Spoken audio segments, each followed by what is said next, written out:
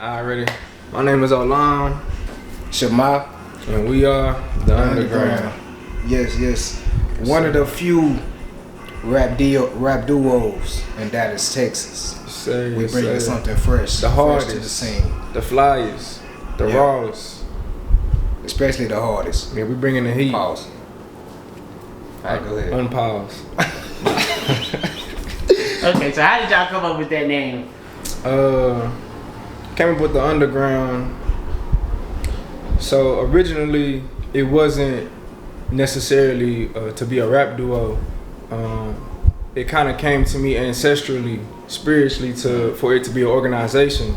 You know, just looking at the world and just understanding where I come from, and just looking at my people and understanding like, dang, we don't really have a culture that's positively impacting our people to move them forward. It's kind of just the same, you know, kind of got like negative connotations to who we are as a people.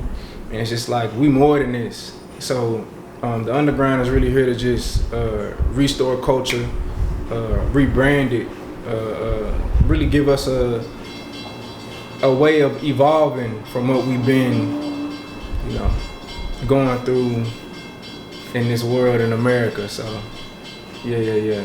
We're here to bring knowledge, peace, love, and just realign with the Creator, and you know, bring back our ancestral roots for real. That's why it's called the Underground. You know, where the roots? They're underground. Where you plant a seed? Underground. So it's really all about our people for real.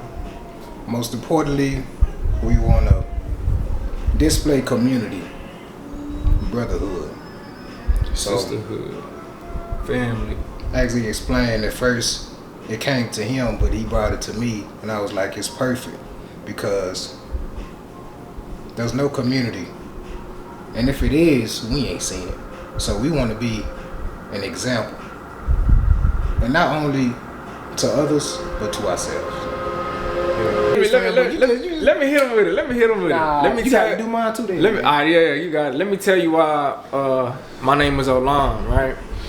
So Olam means the hidden presence of God, Elohim Olam, and nobody would be looking at this goofy ass nigga and think God. So It's like, whole time, God is present at all times, and that's what Olam means for me, and that's what it stands for. And then, you know, you can go a little deeper into it if you want to get into the tree of life, the Kabbalah. But it's all connected.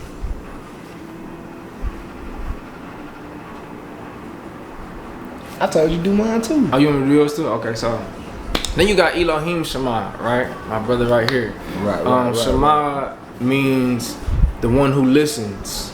You know, Elohim Shama, and it's important to listen. That's the most important thing, because God is always speaking to you. You gotta have that obedience, because if you have obedience, you get rewarded. If you can listen, you can be guided. If you can hear, you can see, and that's just the most important thing. When it comes down to holding a name like that, it holds a lot of weight, because God is speaking to you, and He only speaking to you because you're listening. It's the embodiment of discipline, you know, and we don't want to sit here and make ourselves seem like perfect. No, we are in a battle 24/7. So that's just who we aspire to be. So the more we work towards being that person, we'll be better every day. So that's it right there. We want our people to evolve with us. We want the Underground to evolve as we evolve, because everything is all new, everything is all fresh. When you plant a seed, it don't just come out the ground and automatically become a big ass tree. So you gotta have that patience. You gotta fertilize it. You gotta let the seed ferment, and that's really what's happening in us internally. And it's kind of like everybody kind of can understand something that's going on spiritually, but they don't understand it. So we want to bring it to light. We want to give it something concrete for them to follow it. You know what I'm saying? So the Underground is really here to help the people outside of just being a duo music group. it's gonna bring community back to the people. We don't even talk to our neighbors. It's crazy. You can't even go to your neighbor, ask them for sugar. You don't even know their name. We just want to bring that awareness back. As child to child, is gonna be no said. Stay woke. Yeah. Stay woke. You know what I'm saying? You gotta really listen to the music. That's very important. I don't think we listen enough beyond the surface level, right. And really let the music guide us. You'll be surprised how much of God's speaking or spirit is inside the music, and we don't really focus on it. We just be bobbing our heads or just having that feel good feeling. So in terms of the underground, we just want to guide the people and keep them in that awareness of who they are and what this is all about in terms of life. So okay, so what made y'all start rapping? I started rapping because I guess I was always kind of preachy, and I also I used to like write poems and shit. Everybody got the notes in their phone where they get in their feelings. They get to writing poems. Nigga used to write poems to his girls. Yeah. I used to do that. Valentine's Day, niggas little smooth. Yeah. So I just turned that passion and that emotion into rhythm and sound, and just started making music and writing songs. But I didn't officially start rapping and make a song until I recorded my song called Fly, and I dropped that. It was a couple years ago. So with me, throughout my life, I never had a scapegoat, a way to express myself outside of clothes. Shout out Melanin brand. It's a fashion brand going on. My brother got it right here. Yeah. Even with Melanin brand, I wanted to bring awareness to the people. As far as wake up, put melanin on every day. This is who you are. Sometimes we forget who we are. That's a different story though.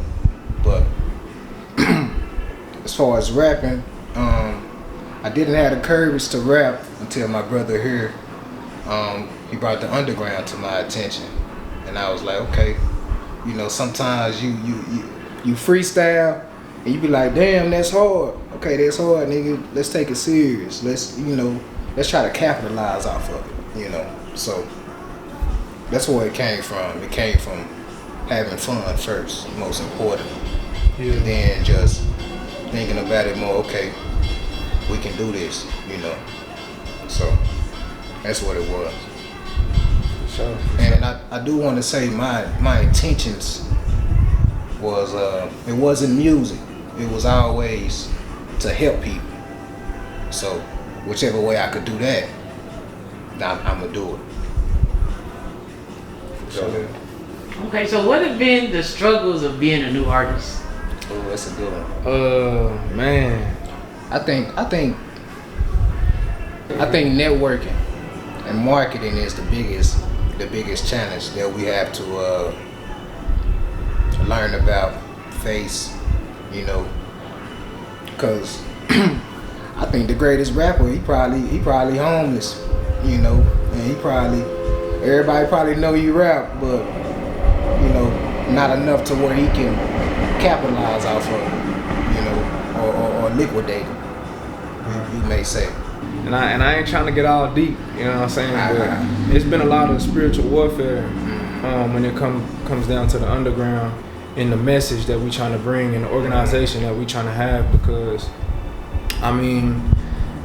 just think about if you really take it serious, how much this is really going to help people and change their life and bring structure where structure isn't. Bring order to the chaos. And I think it's just been little shit going on where it'll just seem like this is inhibiting us to move forward. We just been being met with resistance after resistance after resistance. Right. And you'll be surprised, like hard drives getting corrupted, we missing studio time because of whatever, we might get distracted personally and not understand, like, it'll be in a weird way that things will be happening. So I think that's been the struggle, is trying to find a studio, and you already know, like, shit, struggling artists coming out. And it ain't like you just dropping bands on the studio session. Not even struggling artists, struggling individuals in life in general. So trying to evolve. I think that's and just to add on what he said, with that, and I think within the longevity of a career, you always gotta have consistency. You have to keep going no matter what walls may be in your way. And also is being aware enough to extract the type of art you want to express, you know, because with music is spiritual within itself. So whenever you engage in it, you gotta say the right words, you gotta do this and do that, say this line like that. So I think just making songs in general is challenging. Articulating the art within yourself, bringing it from the internal to the external, and making sure you because it's easy to have a message. How you gonna get people to listen? And what is the message? Right. So we try to keep our minds sharp to that one specific message that we trying to push out. We always coming back to that at the end of the day. So we want to make sure we always on the same path. So that whole little they don't want to listen, they don't want to hear you, they just want to dance. You know what I'm saying? They really don't want to listen, they just want to dance. So you gotta we learning how to get more rhythmic and you know, just feel good music where people can bounce their head and you know, feel good about themselves, but also get to a point where like it can also program them to think better. You know what I'm saying? Because all music is programming you. We don't care what it is. Like if you somebody that listen to sad music all day, that's keeping you in a cycle of I'm sad, I'm depressed. Subconscious. That becomes a person. So you know, just the science of music is a very powerful thing. So we want to make sure we directing. You listen to nigga music all day. Guess what you gonna do? Be a nigga all day. Smoke. You gonna worry about. Damn, nigga just call me. you gonna be worried about fucking all the time. You know, it's just nigga shit. It'll keep you in this perpetual cycle. So damn, I caught a straight on camera. Nah. I really wasn't even thinking about you, but really directing the minds of the people, and not being so technical about it. Right. Cause you know, don't nobody want to hear like do this, you know. You gotta. That's what we learn and how to shift and evolve that. Yeah. So what is y'all's creative process when you're recording? Ooh, when we're recording or just in general? In general. You can take that one. I'll go after. As far as making music together, it usually starts with a concept from one of our minds. We usually don't be together a lot to necessarily just create music together, you know, or to create a song together. So, you know, I may come up with something out the woo, send it to him. He come up with something, he send it to me, you know, and most of the time we don't even know how it's gonna come out, but because I trust in one another, we already know it's green beans. You know, when we get to the studio, it don't even matter. It's green beans. So in the way we got different vibes, but they come together and they make, you know, it's like red and blue. Right. So yeah. When it come to my creative process, real quick, it just be leaking out. I'm not gonna lie to you. It just be coming through. I write music. Like I can write a R&B song, I can write a rock song, I can write any type of song. So y'all will be seeing a little more different type of stuff coming in to you know, more later on in the underground, and y'all will see, you know. But yeah. Okay, so y'all got a new project coming out. Tell me the name of the project and how did y'all get started with that? So we got a project called 3 Eyes coming out. He came up with the concept. You know, 3 eyes, of course, you got your 2 seeing eyes, you know, and we can relate that to the physical. Then you got your 3rd eye. We relate the third eye to the spiritual. Not relate, I'm sorry, equate. We equate the third eye to the spiritual, so, and that's just self-explanatory. 3 eyes, you know, we both got 3 eyes, so that 3 was the plus time. 3. It really wasn't 2, you know.